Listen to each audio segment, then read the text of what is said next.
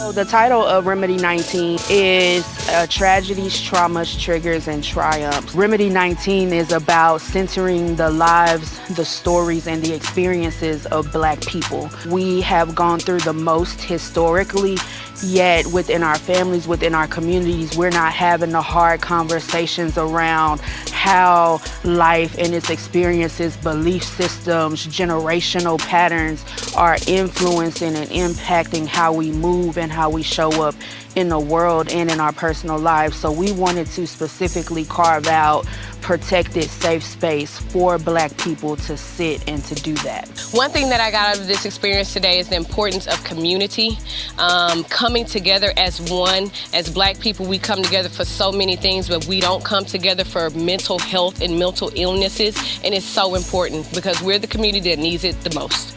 So far, this experience has been life-changing, beginning of something new. Kind of like struggle with mental health for a little bit, but I feel like this is something I can get into and kind of help me along my journey. Remedy 19 ultimately is about mental health in the Black community. We often, in the Black community say what happens in the home stays in the home, and that can be very detrimental in it. And we've internalized a lot of the things that we've experienced, and so we've kept them in home, and now we want everyone to start sharing that trauma, being vulnerable and finding strength in vulnerability. A lot of people view that as weakness, but we want to kind of change the stigma as far as how do you view vulnerability. That is a very strong aspect of you, to be able to be vulnerable in a shared space with other people. This has been a wonderful experience thus far.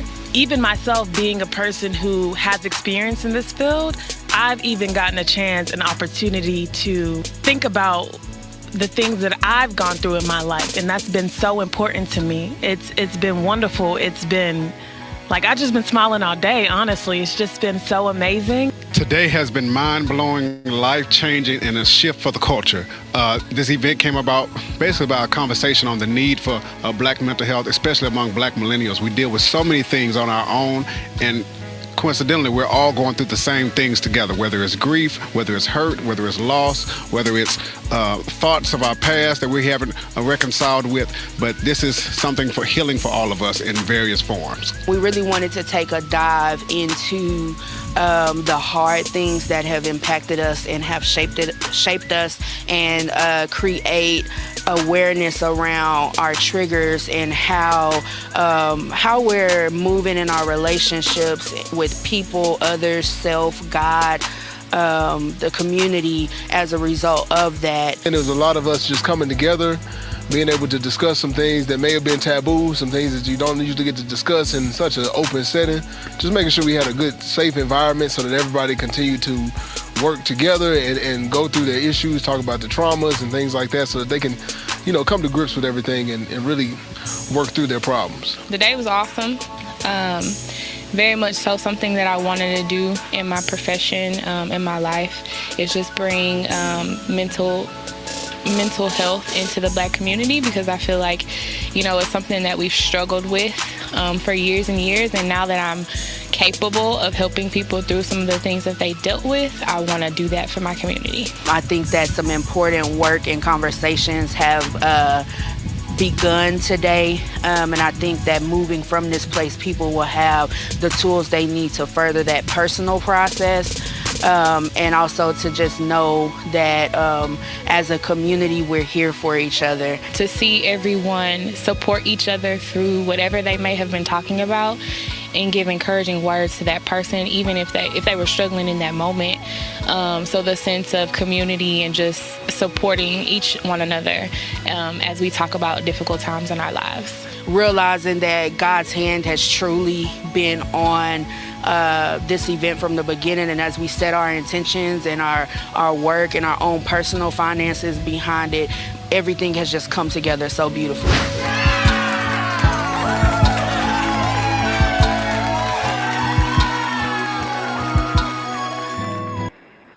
All right. Good evening, everybody. Thank you all for being here. Thank you for tuning in. I see you all there. Thank you. Who's here? Let's see. Wait for that to load. Welcome to Remedy's conversation with Black men. It's called Help Men Heal, and this is the Purpose Partners edition. I'm very, very excited to have some of my Purpose Partners coming in very shortly. But as you're tuning in, let us know how you're doing. How was your day? Tell us some filler words. Let us know how you chose joy today. If there's a black man, we want to shout you out too. So we appreciate y'all being here. So I don't like to belabor the time about a lot of things. So I think we might as well just go ahead and jump into the conversation. All right. Here are a few. Why can't I see Flair, man? Okay, here are a few of my Purpose Partners. Brother, introduce yourselves. People may want to know who y'all are. I'll start. My name is Chip Walker. Everybody knows me, something like that. How y'all doing this evening? Thank y'all for joining us on the live today. What's going on, everybody? This is Jonathan Barksdale, aka Jono, aka JB, however you know me as, and it's good to be on this platform to talk to my brothers today and get a little conversation going about Black men's mental health. Let's do it. All right, next. What's up, everybody? I'm JT. Reach, you want to go? Go ahead, Josh. Go ahead. You got it. No, go ahead. What's up, everybody? I'm JT. These are my brothers, long-term brothers, been a long time coming. Got like almost 20 years plus of a relationship, friendship, growth in this room right now. So I'm happy to be here. Awesome. And last and least, I'm Maurice. And late. You know, hey, I had technology issues.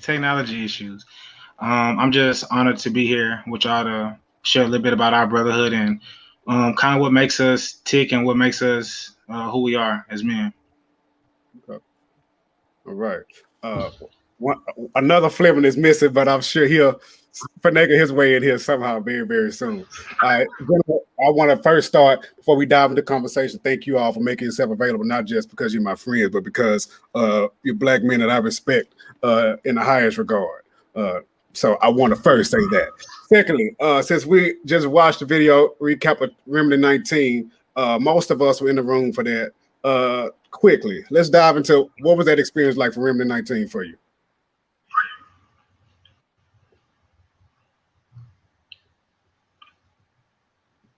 I'll start.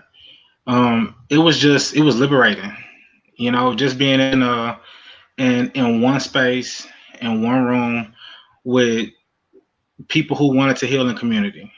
We all brought our issues, we all brought our traumas, our troubles, our triggers, and even our triumphs into this one space where we were able to just share, you know. And I've never been a part of anything like it. And I tell Deontay all the time that I'm super proud of him for organizing a space where Black people could share, heal, grow, and learn more about themselves.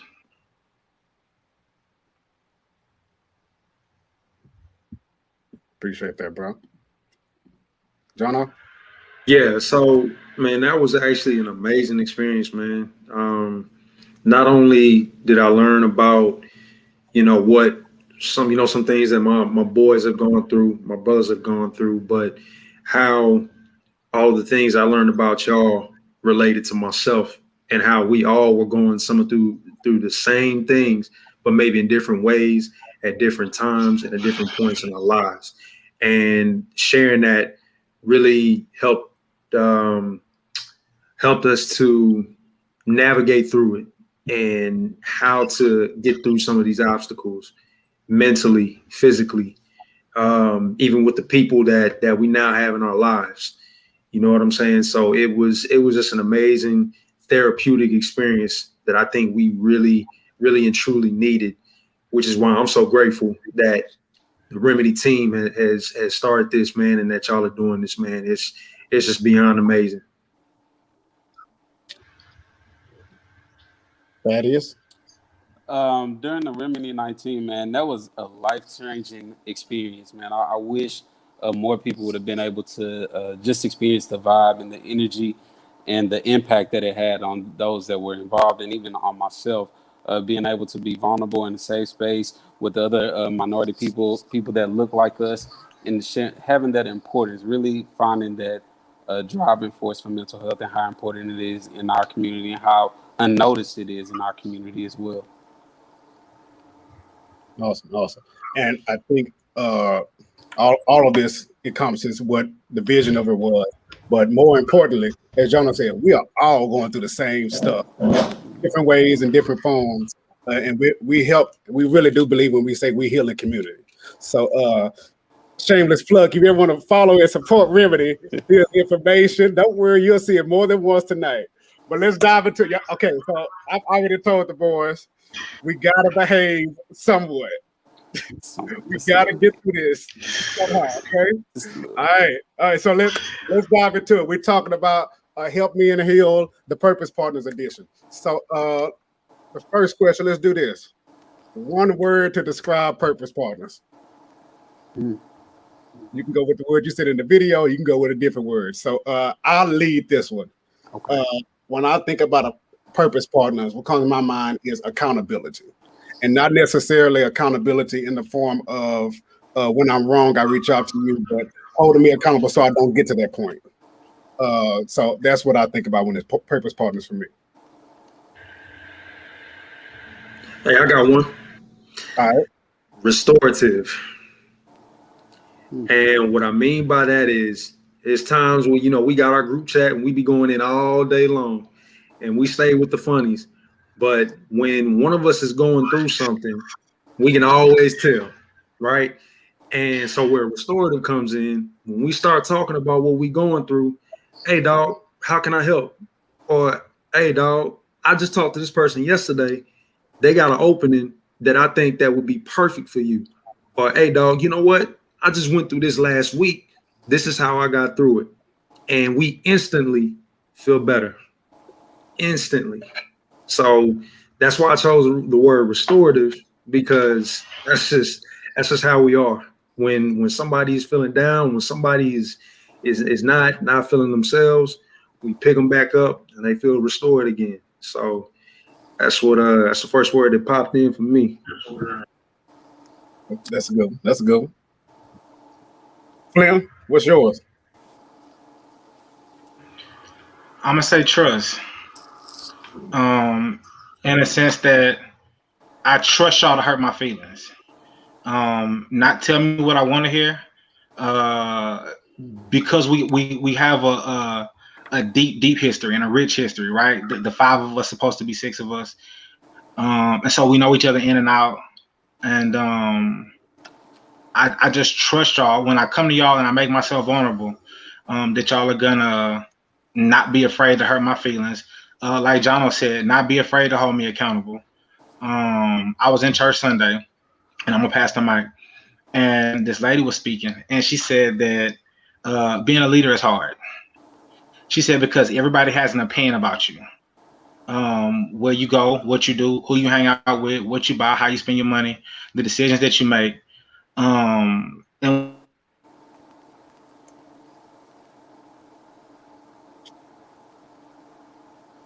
The Teddy Riley spirit is creeping up early. or the decisions that you make. And so they really don't care to form an opinion about you. And so, yeah, trust. Got it. So I'm gonna let you know, because we're your Purpose Partners, we know what you said, but you went out for a moment. Teddy Riley. Sure.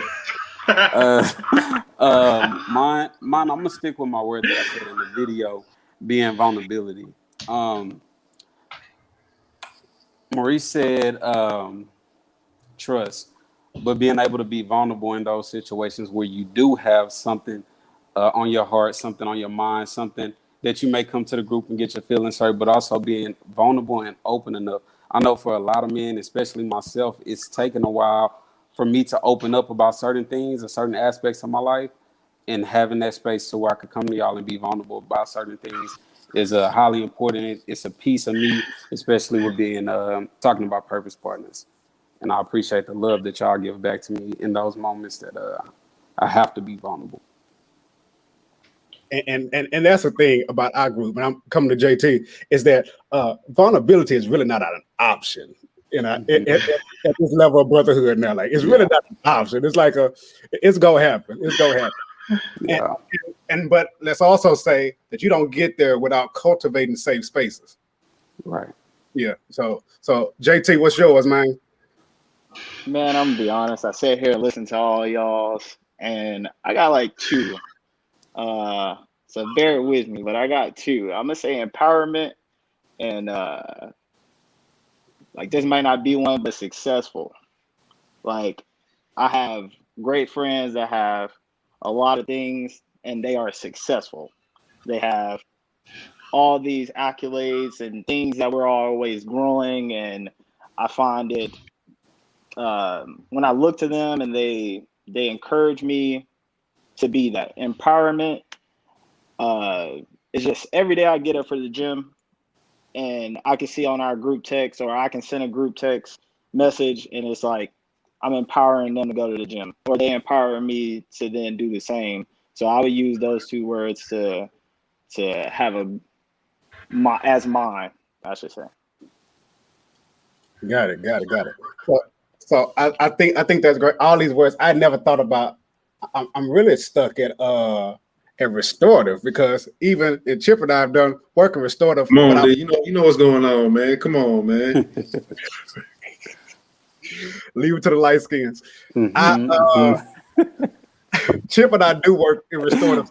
I've never made that connection from as a purpose partner, but there are moments, and I'll share mine in a second. But there are moments where you have to be restored because there's a gap that can grow when life happens. It's just too much.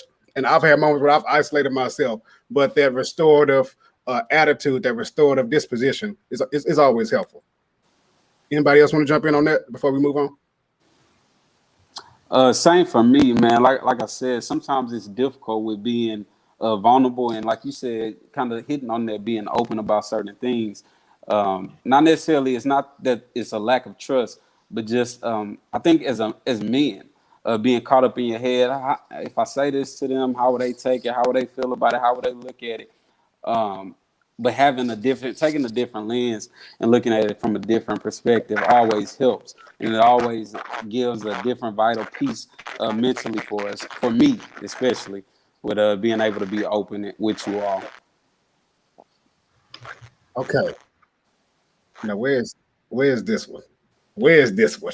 Where is this one? It's always a flip. It's loading. It's loading. But I also to y'all's point, man, I think just growing up, man, y'all know, just coming from different parts of the city, man, just us being men, growing up as boys into men, how it wasn't really safe for us to come out and talk about our feelings, talk about some of the things that we had going on. We had to be tough. We had to, have a certain face to be able to walk around and not show emotion, almost be emotionless. And so I think that our upbringing and how we were supposed to portray ourselves really just spoke to our mental health today as men, growing into men. And I think that plays a huge role in that, because and I'll pass the mic in a little bit, but I have little cousins under me right now who are coming of age, and I see them on social media now, and they trying to act hard, look a certain way, appeal a certain way, and I always shoot them a text, and I'm like, hey, bro, y'all can call me up anytime of the day or night if you need to talk about something. You don't have to portray yourself on social media or to your friends or to anybody else that you're hard or you this quote unquote gangster that you see on the internet nowadays. And a lot of times they will call me and say, hey, bro, this is what I got going on. And they'll even start tearing up. And I say, hey, that's all right. So I think that's a stigma that we need to change. For sure, for sure. And thank you for sharing that, John. And I think as learning to become men and learning what it means to be a man, especially today, it takes a lot of unlearning what it is to be what we thought a man was as well. So I thought John was going to say something. He over there talking to me, but No, I got something. go ahead, bro.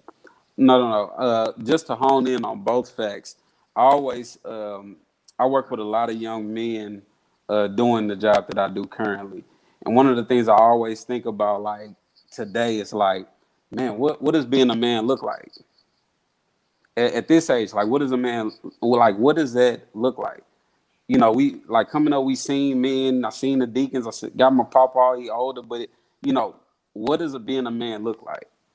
And a lot of times we're having that mindset of, man, I have so many different people around me, but they wasn't talking about no mental health.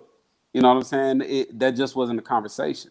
You know, it was, you're going to go to work, you're going to get a job, you're going to go to school, you're going to get out this house, you're going to take care of your business, da da da da.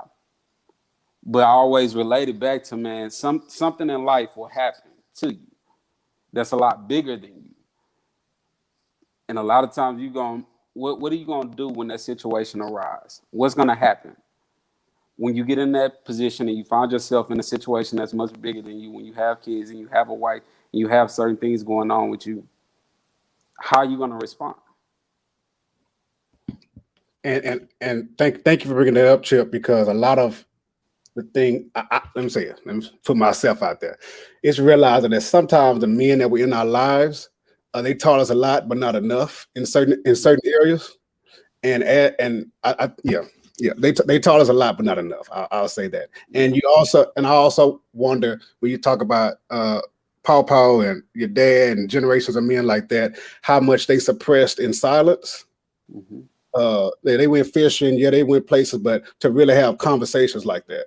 And then on a public platform, of course, Facebook wasn't around then, but just things that we didn't know men were dealing with, and they still pushed through. And now it's like, okay, how do we do this? So I get that. I get it. I think that I know that we had a lot of examples growing up of what not to be like, right? We have plenty of examples, whether it's friends at school, family, just people that we came into contact with. We have BET. We have plenty of examples of what not to be like. But where I think we have the cheat card in our circle is that we can look at each other and say, okay, I can take that from Josh's life and apply. I can take that from Jonathan's life and apply, from Chip's life, from Deontay's life, from Michael's life, and I can apply it to sharpen me. We call it in education, we call it sharpening the saw, because we're not dull already. We come with a lot, we bring a lot already. And so I will say that we do a great job of sharpening the saw. And that's what Purpose Partners is. You don't have to go through it for me to learn. I don't have to go through it to learn from you. Right. If you didn't already been down that path, look, if Maurice and I would have made all the mistakes, good, I'm good. Yeah. I have. Yeah. I got it, y'all. I got it. Yeah. So, he done made it for all of us. He done made it for all of us. All right. And I'm still making. On that note, all right, let's story time. A time the Purpose Partners have been there, and I want to come to JT first. So JT, kind of think about what your answer gonna be. So because all of us have stories, censored, uncensored, however you want to call it, of how our Purpose Partners have been there. JT, you want to go first, or if you want to pass to John? Our light skin's always ready. Yeah, let's let John go first. Go ahead, John. Boy, y'all ain't. I can't say what I want to say. Boy, y'all ain't right, boy. Y'all ain't right, boy. Facebook gonna shut us down. They're gonna shut us down. That's what I'm keeping. I'm keeping it PG. I'm keeping it PG. So most recently, this was actually 2.5 years ago now. Got into some legal trouble. Right, got into some legal trouble, and I remember the first person or whose number that I knew off top was Brother Fleming, Brother Fleming here, right? And called him that night, and told him what happened. And I remember the next day, man. I remember I had to tell all y'all boys, what went down and what happened.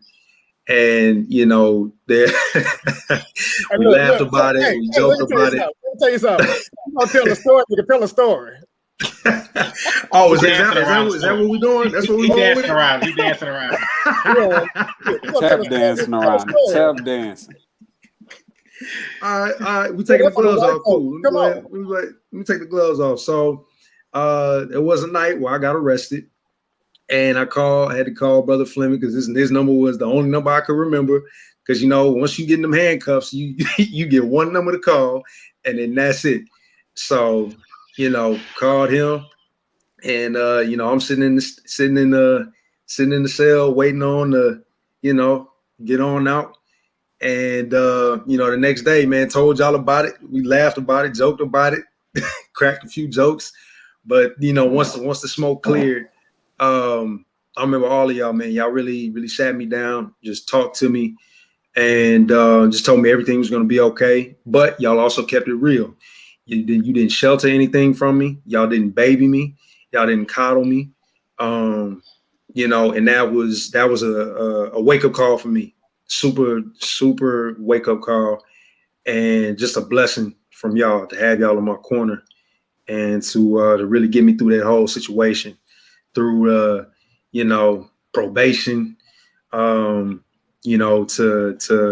having that damn thing in my car, for me to start it up and get going, court dates, court fees, all that stuff, man. So, that was a time where y'all really just came together and got me through. So there we go. Took the gloves off, man. Y'all happy now? we in the ring with you, bro. We in the ring with you now. No, John. I'm not happy because you left out the best part, bro.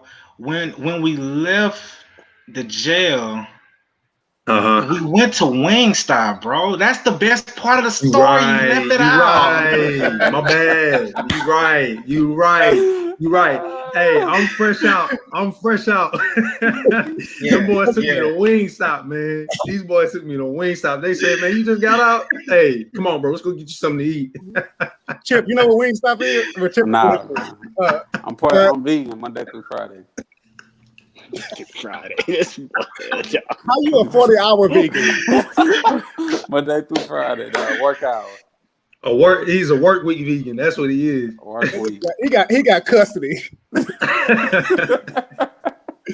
But first of all, I you've shared it on Instagram before, but I never take it for granted you sharing that, because that's not just something that happened, but it's something that kind of changed the trajectory of all of our lives, especially me. But I'm realizing in what you said in a few words, we don't maximize the beauty of brotherhood when we choose to keep things to ourselves. Because I don't know, like sometimes I really can't help you if I don't know. Mm-hmm. And life sometimes will put us in situations where you ain't got a choice but to call a brother. Yeah. So now since we get showing Mo some love, now Calvin has said this about you, Mo. Can you see it? Yes.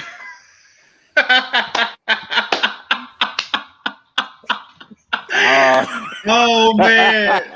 Hey, what's crazy is I remember that like it was yesterday, right? That's hilarious. So if I'm not mistaken, Cal was running for office for SGA, right? And when you run for SGA, you got to dress the part, look the part, talk the part, right? So Cal, wait, teacher, break down. You got to break down acronyms. You know, in education, you just throw them out. Come on, acronym, break it down. SGA. What? I'm sorry, Student Government Association. I'm sorry. Some of us Okay? ain't educators, brother. So Cal talked the part. Cal was an excellent candidate, right? But when I saw that polo with the tie on, now it But wasn't a clip I on, y'all. It remember wasn't a that. clip on. I It wasn't a remember clip that. on. It wasn't a clip on. It was a polo with a tie. And I just put him to the side and I man, take that off. Take this off.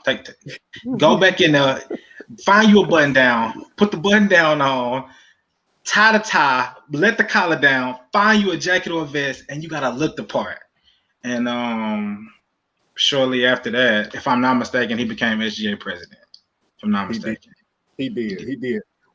I feel like I played a role in raising Calvin too. So I think he's older than me, but who cares? You stop that man. You stop that man all this way from the dorms. I couldn't help it, bro. I couldn't help it. Reverse. But why Shanika try to get on me though? Not yet. I did say my word. B got my back.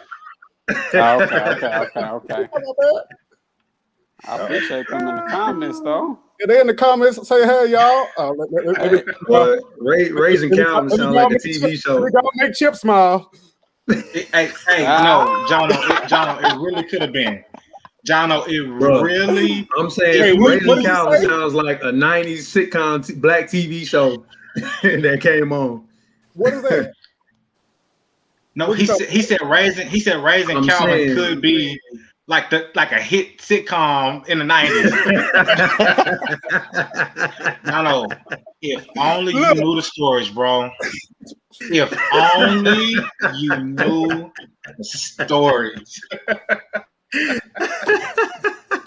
Yeah, see, I raised Calvin. He's doing good in life. He's doing good out there in San Antonio now. What else you said? Petty 1, 2. Bro, if you knew me, yes, that's what the first season is called. If you knew me, this yeah. But it's those moments where, and I've realized it, and I told you all recently about something with interns, parents I ran into. But if we don't help a brother out, sometimes I gotta stop you right now. Yeah. And that's what brotherhood is because my intentions are pure. You gotta fix this. And understanding that it's for the betterment. So I think that's good. All right, who else got a story? Who next? When Purpose Partners came through for you. Man, let me keep it brief because I just came up with three things. I'm gonna start at the top and then I'll go to the bottom. If you get along with it. Wedding. So marriage for me, that's where I start. I'll go to marriage. I'll go to those vulnerable moments and also funerals. So what I want to start with are the highs in life, to where it's graduation, it's moments we celebrate each other, whether it's new job opportunities, whether it's something big in life that happens to us that we congratulate each other on, and we the immediate person outside of sometimes, of course, our significant others, we come straight to the group with it. Like when something great happens, we want to celebrate it with each other. Like I want to celebrate it with y'all. Yeah. Like this, y'all are, besides blood family and not even those, if we just being 100, y'all are the closest people to me. Like in a lot of cases, when we talking about a lot of different areas of our life, in a lot of spaces, y'all all I got. I told Michael that the other day. I was like, y'all all I got, bro. Like y'all a piece of me in every way. Like y'all are my brothers. Like the same way Josh had the same blood that I have, y'all are my brothers, right? So when something great happened to us, we come to the group with it, right? So it's those highs. And then when something that's not sitting right with us, a lot of times we could look at each other and know when something is bothering us or know when something ain't right. And we want to talk to each other. Hey, bro, I need you to hear me because I got to get out of my head about this. I have to come to y'all and say, hey, man, how can I get this out of my brain because I'm stuck? And then lastly, those funerals, man, as we get older, right? And as we climb and as life progresses and as life happens, um, we lose loved ones. That's just the reality of this life that we live. Everybody has a deadline at some point. And in those vulnerable spaces, in those grieving spaces, in those hard times, in those rough times, in those patches where a lot of times you're grieving and you don't even realize you're grieving about whether it happened yesterday or last year or last month or 8 years ago or whatever it may be, we have each other to lean on. And those highs and those peaks and those valleys and those things that happen in our life that's monumental, and as well as those things that really tear us down when we losing and we grieving and we don't understand why life happens the way that it happens to us. So that's my three: the highs, peaks, and valleys, and that middle ground. And sometimes when we get to our lowest of lows, we have each other, and that's powerful to me. Hey Chip, I want to say that was beautiful, dog. That was beautiful. And boy, that's about as most short-winded as I've ever heard you speak in about 5 years, my boy. I'm proud of you, man. I'm proud of you, boy. But I just want to say one thing to Chip's point. Hold on, I got to go to his answer quick. Somehow, this Negro master to give us 3 points in 60 seconds to a minute.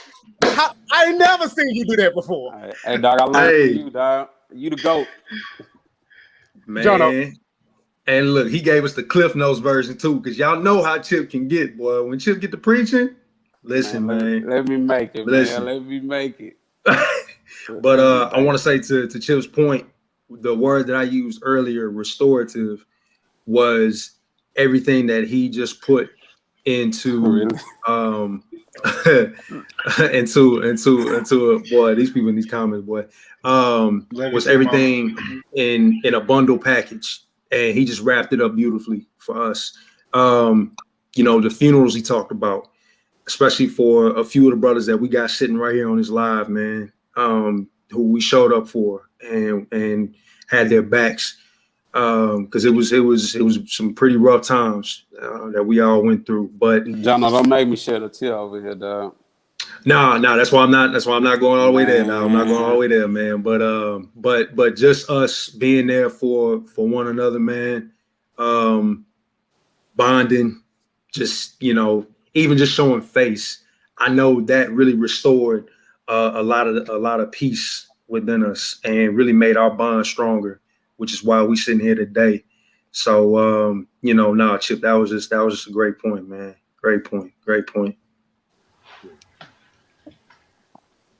All right, man. Y'all know what the heck going on, man. Come on, man. Let's get to that. Come on, now. Come on, right, brothers. You say me? Oh, okay, cool. So I especially from the 3 men that's on here right now, I got so many stories. Michael as well. Me and Michael had a conversation. If he can hear this, I won't go into detail about it because it's some sensitive information in that. But I did have a conversation with Michael, and he helped me through some things. Maurice as well. We've been through some things. I can't say those stories. Too many people, too many ears. And Jonathan, I got a story about Jonathan, how me and Jonathan met. Because nobody probably knows this story, dog. But I'm gonna tell this story real quick, and then I'm gonna get to my point, dog. So I had a party, 9th grade year, birthday party. In walks this light-skinned motherfucker. I don't know him. I ain't never seen him before. Jay, they go Facebook jealous. Oh, sorry, my bad. Let him go. And comes walking this light-skinned brother. I'm like, man, he there all night, bro. And see, this is one thing that I can say about Jonathan. When he would come to like one of our family functions, bro, he would stay all night. This brother was there from the time the party started. Somebody dropped him off to the time it ended. And then I swear we had to have like hung out the rest of that weekend. And like, I think it was 2006, maybe 2007. Yeah. Jonathan been kicking it ever since, bro. But no, so I want to talk about my brother here, my blood brother.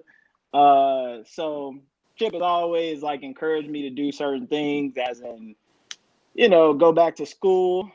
Which we know in the group message I already announced that I'm gonna go back to HT here pretty soon. So, clap that up.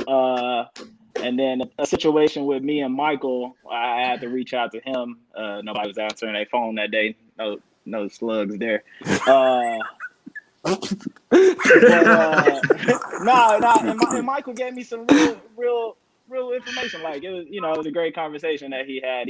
He helped me get through that situation. But I enrolled into a PT program as well, personal training, for those that don't know what that is. So I'll be pursuing that as well. School doesn't start till August, so I have a little bit of time on my hands.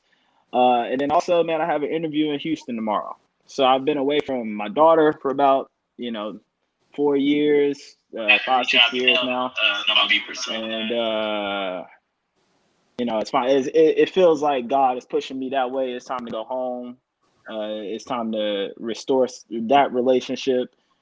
She is getting older, 8 years old. So, my brother has always pushed me to say, man, maybe it's time for you to come home. Maybe, get a job where, you can work here, be around your daughter. She is getting older. So, always shouts out to my brother for always having me think about situational stuff like that. But yeah, that's what I got to say, man. Okay. Did everybody go? Shanique was not gonna let me off if I pass. Deontay, I'm gonna put the mic in your hands. We all know. No. I'm gonna put the mic in your hands. So I mean, huh? Your Wi-Fi got to be activated for you to do that. He must be upstairs in the mansion, dog. Wi-Fi don't be making it to the top all the time. He using a Nokia or something. You doing a side kick? No, you went out. I thought I told y'all. Go ahead. No, wait. So what? You put it back on me? I can't put it back on you? We didn't hear what you said. Oh, I was saying that I was passing the baton to you because we know that you're not no stranger to the microphone. So I'm gonna let you share your moment, and then I'll go last. Sure. So one of my moments was, let's say 2019? I think 2019 or no, January. It was 2020 or 2019, one of them. At my church where I used to play at, let me just say, I was going through a very dark season. Didn't share much about it. I'm a person that feels like I need to deal with things alone sometimes. Sometimes that helps. Sometimes it doesn't. So the brothers realized that I had been absent in the group chat. I have been silent, and I'm not too silent all the time. Most of the time, like in our group chat, everybody's talking about something, unless y'all know what I don't give a damn about. So unless yeah. So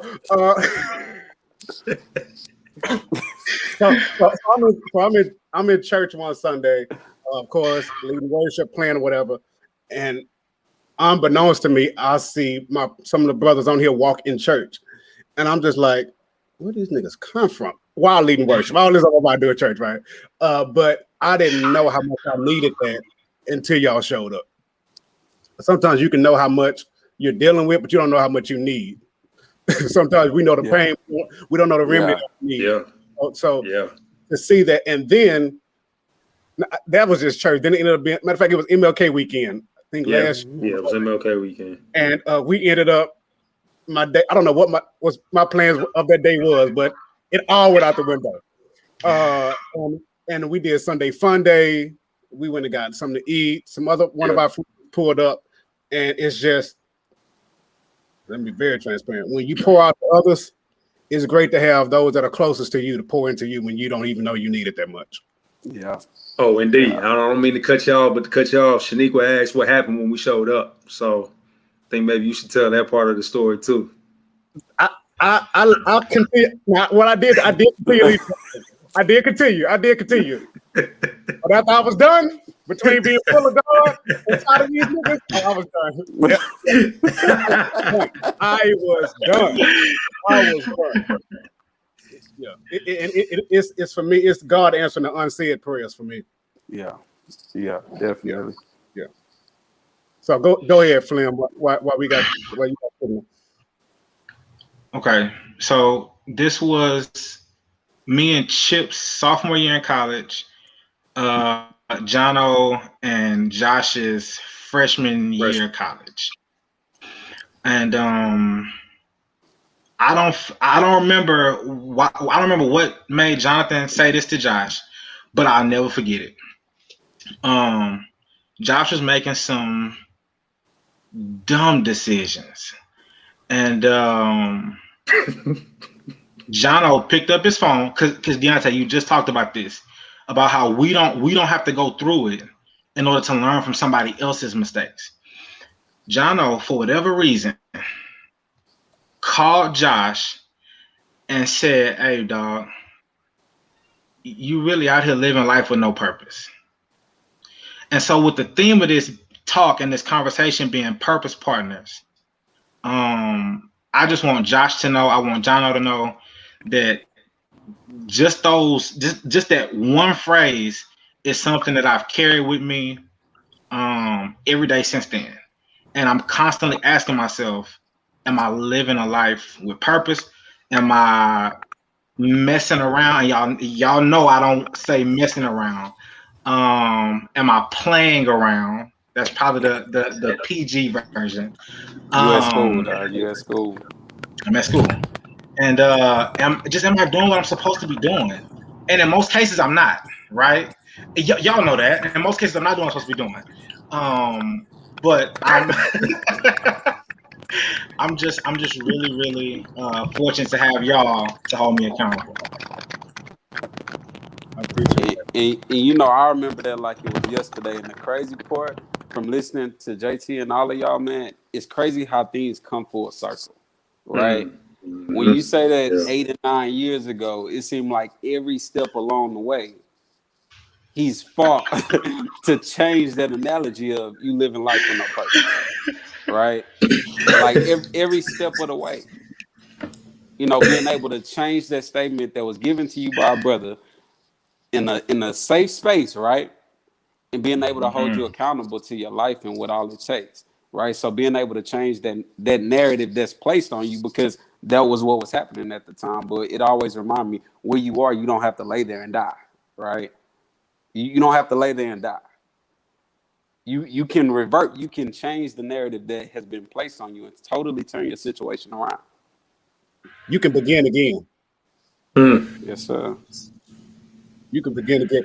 Well, we have the other roommate that's on driving Miss Daisy. Man, why you like you drive the school bus with that bouncer? Unmute yourself, Mike. What's good What's with up, y'all, man? What's up? What's up? Happening, big dog. Apologize for being late, y'all. I apologize for being late. Don't worry, we'll cut you out after this. But we need to know. So you got to catch up. What is your word for purpose partner? Purpose partner in one word, and a story. When y'all can't see these comments yet, a story where your purpose We partner. need to log off. What's your word, Doc? Man, you threw me off with the comment section. Now I just want to know what the comments. You'll see. You'll see. Go ahead. It ain't about your ass. It don't have to be. It don't have to be. I just want to know what they say. But give me your question again, bro. My bad. Give me your question again. Your niggas late, then don't listen. Your one word to describe purpose partners. Give you one word to define purpose partner. Authentic. Okay. I don't know if that's already been said yet, but the conversations that I would say that I have with all of you all have been for the past 20 years, for at least Chip. D, I know you're a little younger than that. I ain't gonna age you like that, but Well, hey, be specific and tell us your most recent conversation that impacted you in a big way. Turn your phone the other way too. Like sideways? No, diagonal. Thank you. We can see you better. Okay, my bad. I'll give you one just yesterday, man. I had a conversation with Chip, and Chip has a very subtle way. Can I use language on here, or we censor? Is No. Facebook gonna kick me? I don't have Facebook, so Yes. I'm not worried about Facebook kicking me off. This is not we Instagram. censor. This is not Instagram. This is Facebook. We are us, but we're Facebook us. All right. Leave Michael Daniels for me. Leave MJ over there. Nice. Okay, stop playing. Look. Let me set the stage for you. Stop playing around and share your story or your conversation with the world.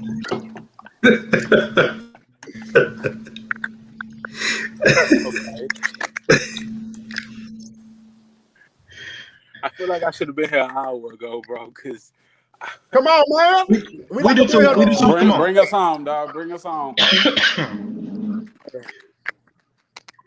Chip has a very subtle way of getting on. But when he does, though, he does it in a way that's very insightful. I think he thinks very much about the things that he wants to say to you, and he has a flow to how he presents things. And so, honestly, and Maurice, this is where you can hold me accountable. 9 times out of 10, I'm really not trying to hit it. We don't often want to hear and have those tough conversations, especially when it's a sensitive area or it's a fresh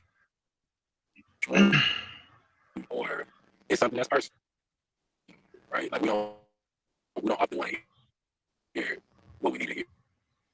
What we need to hear. But man, I appreciate Chip for recognizing. Mike, we missing out. That about me. Just stop the car, dog. Just pull into the gas station.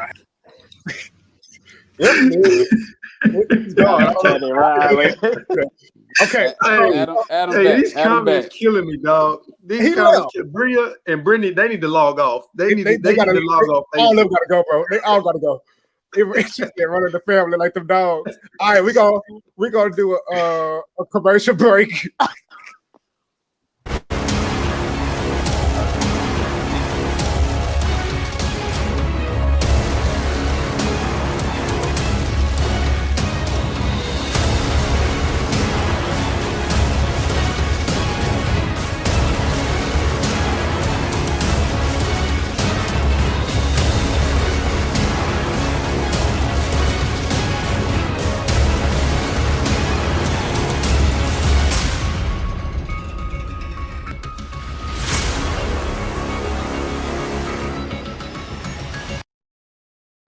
All right, so I'm coming back with the boys, but I want to talk about what that is. Matter of fact, I'm gonna make them talk about it with me. JT, what's up? Okay, I thought you left us now.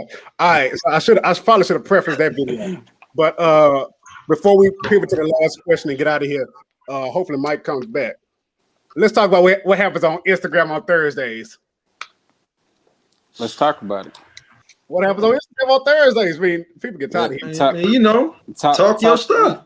Talk your ish. Don't make me come for you for not saying it right. Look, you know talk your stuff. Right? So we do talk your shit every Thursday, and who knows? We may bring it over to Facebook one day. We may bring it over to Facebook if the people are not too mean to us. Not too mean to them. Just I see it. This private chat. All right. So, brothers, before we get to the last question, anything anybody want to share so far?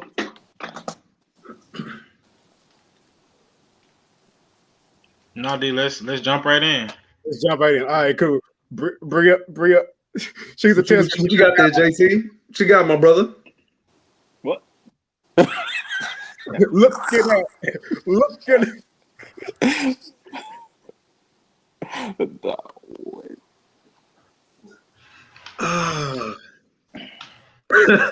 All right, whatever. All right, so let's dive. Since y'all didn't ask, for those who want to support Remedy, a few ways you can do it. You can follow us. You can Cash App, PayPal. You'll hear soon about We Won't Land. That's big coming up very soon. But last question. Let's dive into it, brothers. The theme of Remedy is becoming the person we once needed. And as we help men heal, help ourselves heal, that's why the me is in brackets, because I can't, healing starts with me first. So as we help men heal, and coinciding with becoming the person we always needed.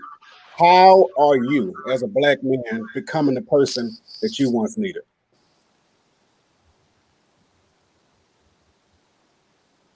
I'll go ahead and start. So with me, it's being more vulnerable and teaching myself to not hold so much in, to be articulate in what I'm saying and intentional with what I'm saying and I'm doing with not only myself, but with the people who are around me and in my lives, y'all. Um, my girlfriend, my mom, my dad, whoever that may be. Because a lot of the men in our family that were active, I guess we could say that they maybe weren't as vulnerable as we are today. And so just being in that vulnerable state to be able to talk about some of the things that's going on in our lives and to share it and get that weight off our back and not to be so machismo about it is something that's helped me to be the man that I'm becoming for myself.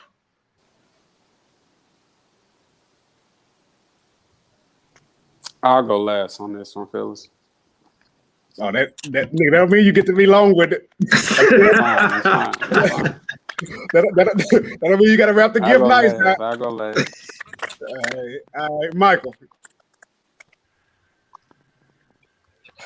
What's the question? My bad. As displayed on your screen, how are you becoming the man you've always needed? I'm going through.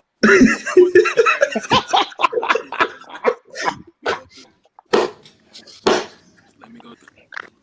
JT, come on. Bump for him, somebody. This man got to be on 288. He got to be.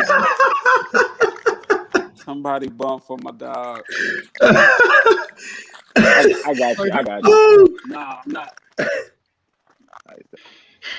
All right, JT, you do it while we playing for Mike.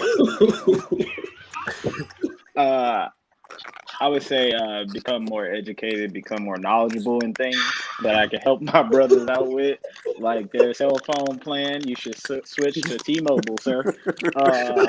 But besides that, my bad on Sprint.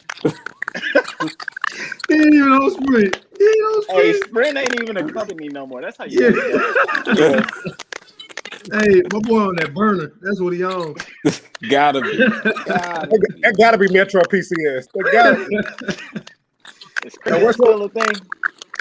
Yeah, it is. Now, JT, how you become the man you once needed, dog? Become more educated. I see a lot of, so I do a lot of TikToking and stuff, and there's a few brothers. Yeah, I do a lot of TikTok. There's a few brothers on there.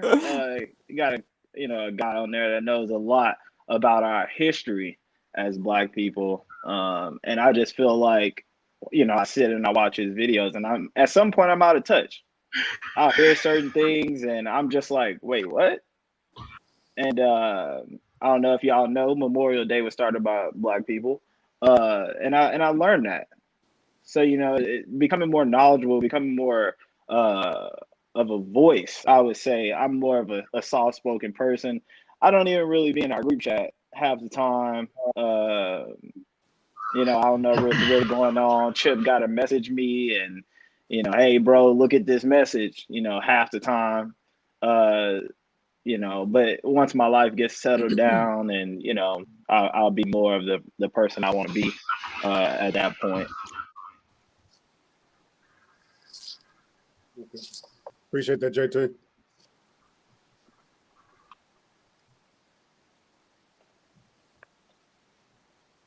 Jono. It wasn't a drink, y'all. It's an energy drink. It's an energy drink, Facebook. Mark Zuckerberg.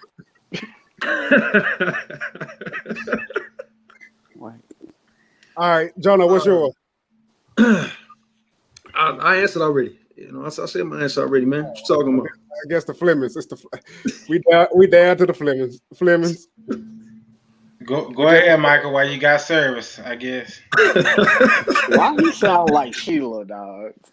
Oh, he did. He did it. Like, Man, he like did. That boy Sheila, sounded dog. just like Sheila, dog. Go ahead. Sounded just like her. There you go. I don't even have a question. At this point, bro, we just hit for more support. Because you just get used on the flyer right now, dog. You just get used on the graphic. Not the graphic. Bria said dial up. Somebody get Bria out of here, dog. Somebody get Bria up out of here. Get her up out of here, bro. Get Bria gone. Okay, Slim, Maurice, come on, close us out, coach. I don't forgot the question. I can't, man. Got you. Just embracing being an example. Can you kill his mic or video or just him? Period. Just. I heard that popcorn. It's done. Good. Okay. So there we go. My boy was eating some popcorn down there, boy. My boy was munching. My boy was eating away. You hear me? Mike was hungry. So, like I was saying, y'all, just embracing being an example. I know that I'm being looked at. I know.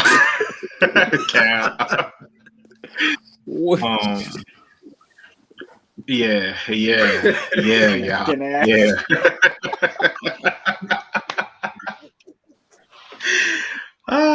So I know that, like I said, I'm being looked up to. I'm a role model in a lot of ways to a lot of people, and with that comes mistakes. With that comes those opinions that I talked about earlier. With that comes setback and failures. And so all I can do is continue to live out loud and share my lived experiences, the failures, the setbacks, the F ups. I can't not say it, the F ups, so that other people can learn from them as I go through them. And I know Dr. Walker's gonna close us out, so let me go and slide mine in. I think for me, becoming the person I once needed, it's just being there for people. You know, sometimes we really, like I said, you get isolated in your space and you think, okay, I'm going through this and I'm going through this by myself, or nobody cares or whatever. And Brooke always says all the time, people say check on your strong friends. When your strong friends reach out to you, you gotta be open, you gotta be vulnerable. So for me, I'm in a season now where I am implementing vulnerability in every form of my life. It's not, that doesn't mean in every facet of my life the same amount of vulnerability. But I recently practiced it with students and Freeway, being more transparent, because there's a strength that comes in vulnerability that you don't get on your best days. So that's something I'm doing, becoming the person I once needed. It's filling myself up. That's another thing. It's filling myself and making sure that my cup is overflowing, because, and y'all know, especially pre-pandemic, my life has been at a pace pretty damn fast, a pretty fast pace these last few years here in Austin, almost decade here in Austin. So just refilling myself and realizing that me is priority. Yeah. So as we come down to a close, let me go set it up for him. So as we come down to a close, we're glad to have Deacon Walker to go and bring us on home. He knows the hour is late, so he won't be long. We trust that he won't be long. Nah, not at all. How I'm being the person that I once needed. To answer, I got you, babe. to answer, I got you. I got you. Let me set my timer. Let me set my timer on my phone. Hold on. So to answer the question, my father passed in 2012, right? In 2010, he sent me a message on Facebook trying to have a conversation with me. At this point, I'm angry, I'm upset, I'm mad, I'm discouraged, all the words, frustrated, pissed off, all of that, right? And one of the last things he said to me at the end of the message was, I pray that God removes that anger and hatred from your heart that you have towards me. I truly believe that it will change your life. So full circle, right? In everything that I do, I choose to lead with love, right? Having my heart in the right place, being this place. And man, I actually shed a tear. A student last week, I've been working with him with social skills because teachers can't really handle him and things like that. And his father's in prison, and his father wasn't in his life. He tried to call, he can't call the prisoners. They tell him his dad getting out, etc. Long story short.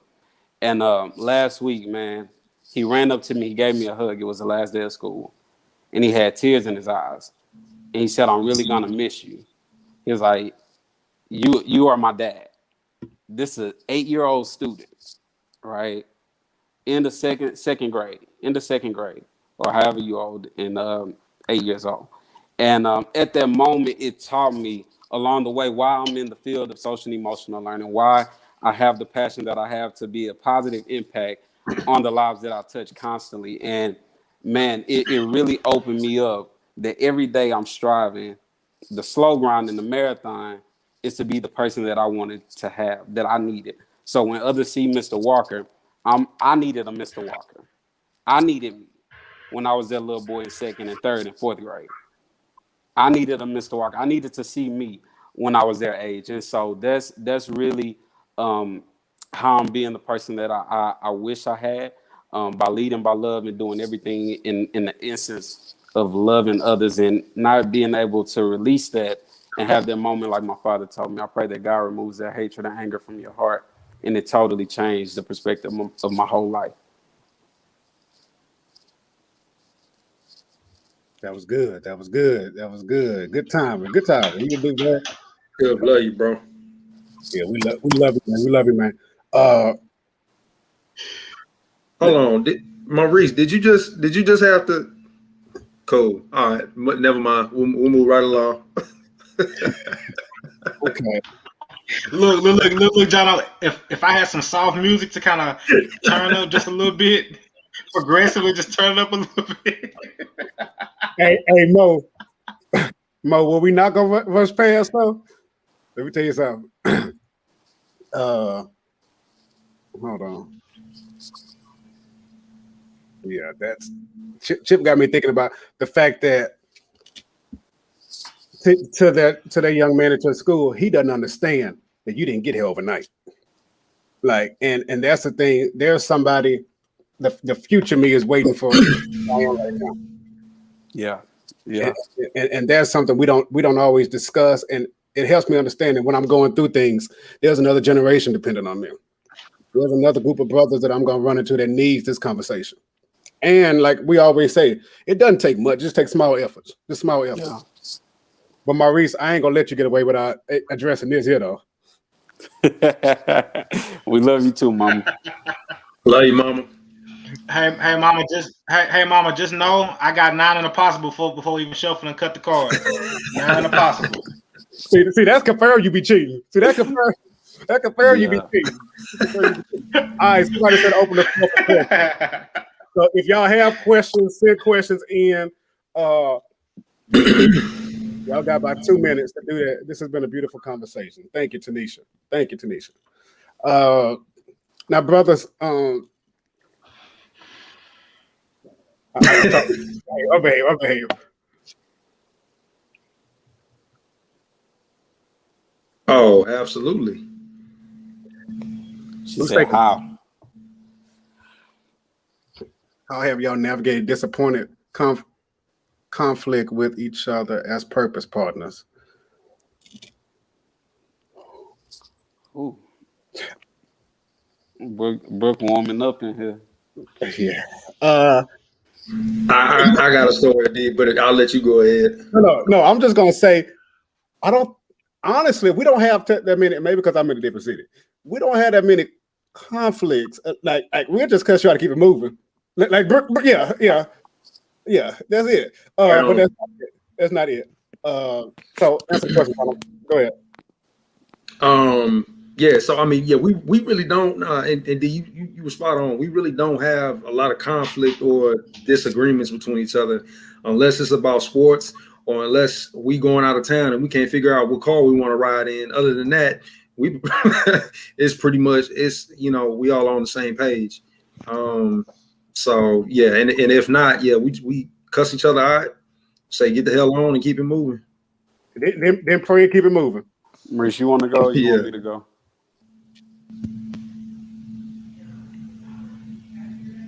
Did you hear me? The Wi-Fi still going out. I'll be honest.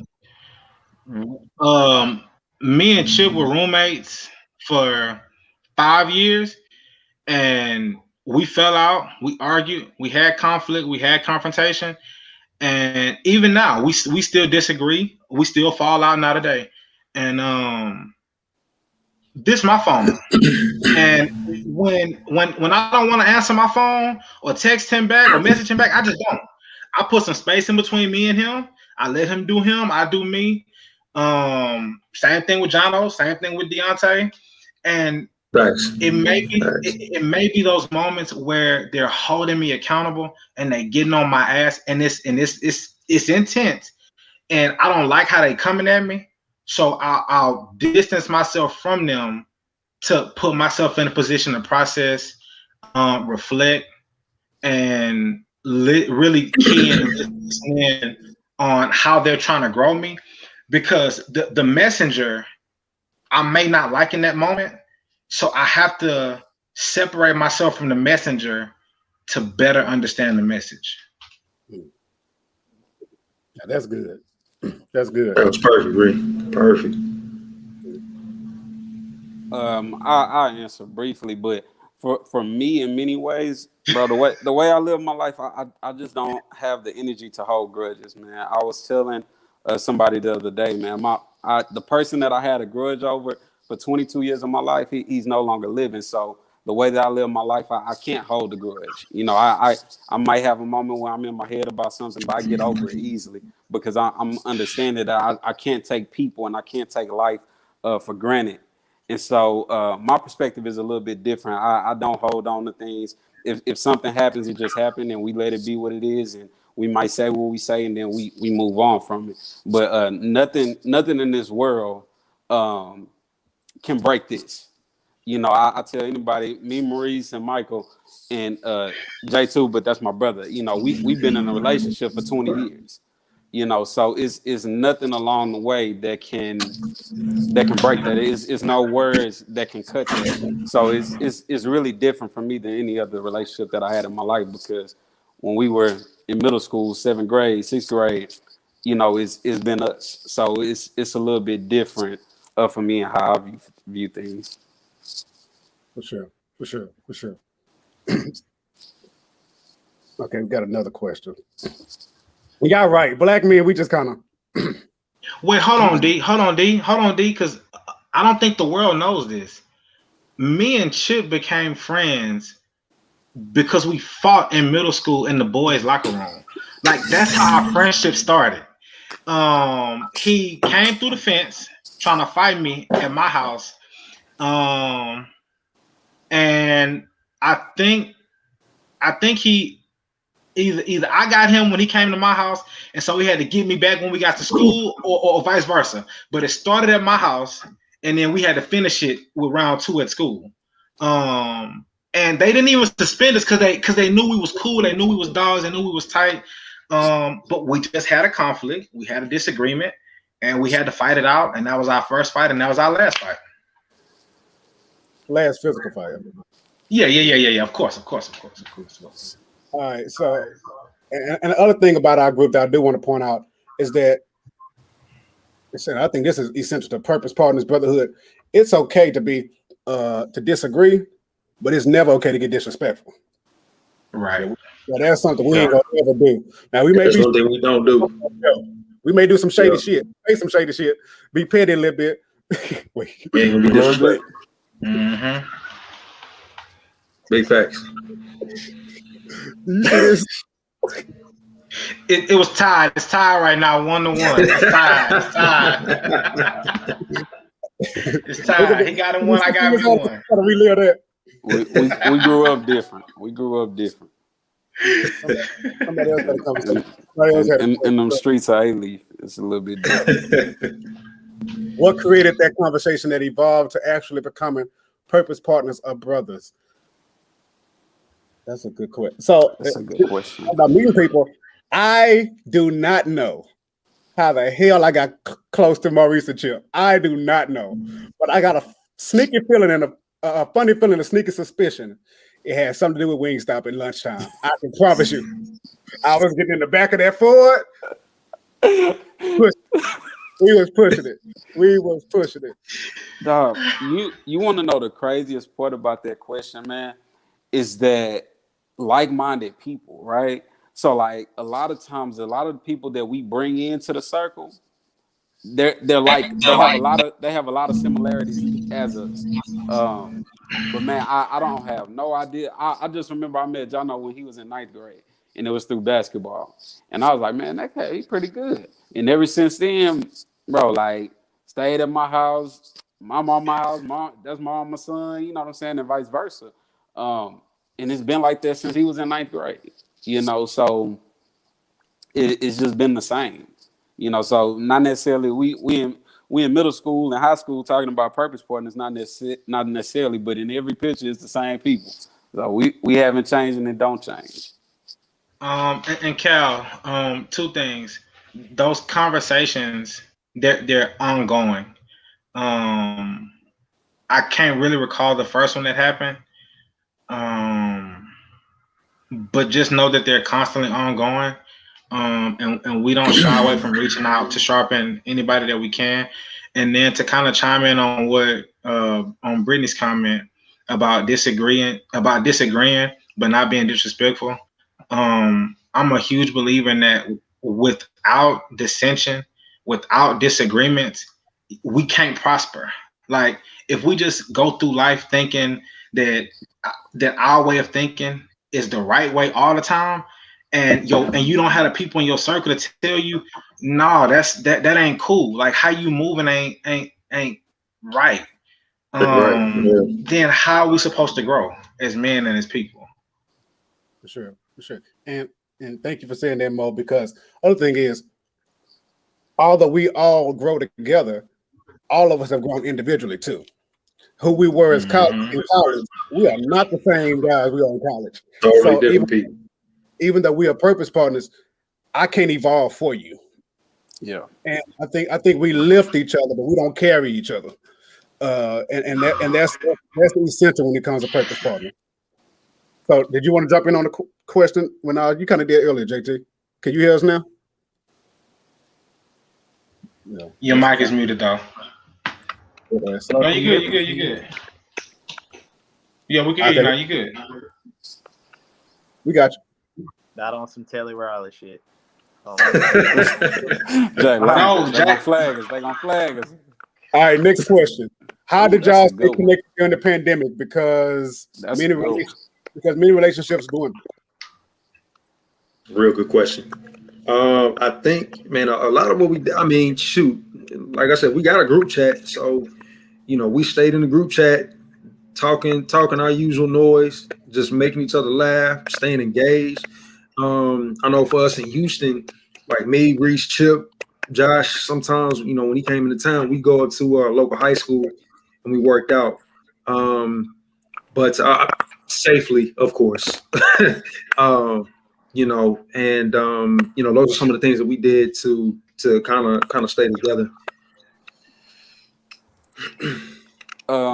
I believe it was check-ins, man. I think I can't remember who started. I think it was Maurice who started it, and it started a while back. I can't remember if it was last year or the year before last, but we had something called the mental health check-in, and I was just telling one of my coworkers about this, or it was something about celebrating or something on Fridays that we did. to have that moment to come in the group and have these conversations to just check on each other, and as well as kind of honing in on John's point, that physical part and fitness. I feel like that forever have us bonded because man, it seemed like every day like we had a bubble, and praise God I never caught COVID, but we had our bubble, man, and we just was around each other, just our bubble. It was just us. Everybody telling us you don't need to be around them, you don't need to be around them. Man, we had our bubble, and in our bubble, within our bubble, we held each other. None of us. I didn't feel like I was alone because I got my wife, I got a And child. I didn't Chip, feel hold on. like. Wait, Chip, hold on. I'm sorry to cut you off. But we did need each other, and I think that's the part that goes like we don't talk about it enough, right? But we did need each other, and I think that That CMOS get you right. That CMOS get you right. I can't say nothing else because they might flag me. Man, quarantine, it really did bond us in a different way because it forced us to get creative with how we connect with one another, how we spent time with one another, and man, just yeah. So we did need each other, and we didn't allow COVID and quarantine to be an excuse for not bonding with one another. Man, let me say this real quick. I embraced the pandemic, man. I embraced it. We'll never get that much time together. We'll never get that much time off ever again. I don't see it happening ever again in life, but nothing is impossible. But I embraced it, man. I embraced all the time we spent together and everything that we did, man, because we would have Taco Tuesday. We would have certain things, man, every week to keep us afloat, man, because I don't ever believe we'll have that much time again. Everybody like, oh, my God, I'm happy. I'm like, man, I miss it because I never had that much time with myself. And plus, we have to worry about Chip being late nowhere. But but he was on time today. He was on time. On time. All right. Anybody else want to dive on that question? Okay, I don't know. I think yeah, I ain't changed that much. All right, let me see. How did the conversation start? Because Deontay wants to. Boy, it's something about that dorm area, Carol. It is. Hey, but Carol, what dorm was you coming from? But you don't have to answer that.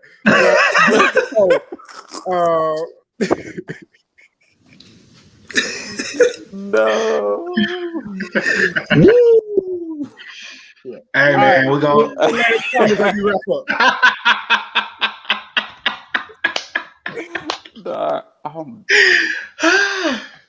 Any last comments? Now let me on a serious note say I am immensely grateful for all of y'all for being there. And I think to answer the question about quarantine, I've had ups and downs in quarantine, as all of us have, I'm sure. But brothers have kept me solid. Y'all have kept me grounded. And I know sometimes I don't respond to everything. Sometimes I don't always chime in. But it's just the fact that, like, okay, the conversation is there. And I'm learning love in any form is just being there, being present. And it means more when I know you're there consistently and when you know I need you. So I want to say not just because y'all are my friends, but as Black men, thank y'all for sharing vulnerably tonight. And I appreciate y'all more than words can express. Love you too, bro. Now that we got love y'all, man. Love all y'all, man. boys, I'm just man. thankful we had the opportunity to do this. We've been talking about this for a while, so I'm thankful for Most this moment. I'm Most soaking definitely. in this moment, man. So I appreciate it. I appreciate the platform. I appreciate the Remedy team. I'm gonna let him make having it. us. I'm gonna let him make it. I'm gonna let him make it. Okay, Calvin. Okay, Calvin. He said for the record. Okay, cool. Okay, cool. No, but follow Remedy Retreats. There'll be more to come. If you like this, comment, share, engage. And